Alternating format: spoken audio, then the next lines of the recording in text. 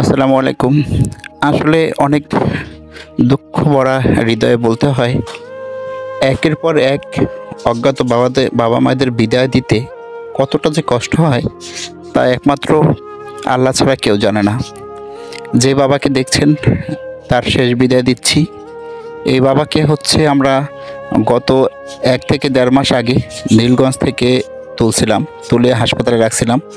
উনার শরীরে সব পোকা হয়ে গেছিল। পোকায় বিভিন্ন জায়গা খেয়ে ফেলছে, বুক খেয়ে ফেলছে, হাত খেয়ে ফেলছে।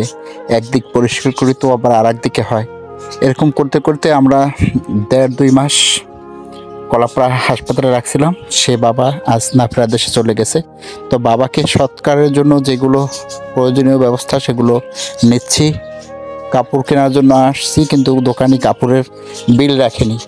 লামিয়া বস্ত্রালয় মোশারেফ ভাই একদম ফ্রিতে কাপড় দিয়ে দিছে এবং অন্যান্য যা লাগে এগুলো কেনা লাগছে, কিন্তু কাপড়ের কোনো টাকা লাগেনি। তো এই হচ্ছে আমাদের দুনিয়া। দেখেন কি নিয়ে গেল দুনিয়ায়, কিছুই না।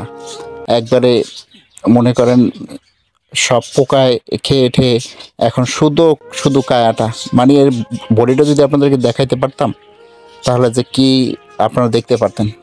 দেখেন এরও কিন্তু পরিবার পরিজন ছিল, কিন্তু আজ কেউ নাই। পাশে একটা মানুষ যে কান্না করবে এরকম মানুষও নাই। তো সবাই আমার এই অজ্ঞাত বাবাদের জন্য দোয়া করবেন, আল্লাহ যেন ওনাদেরকে জান্নাতবাসী করেন।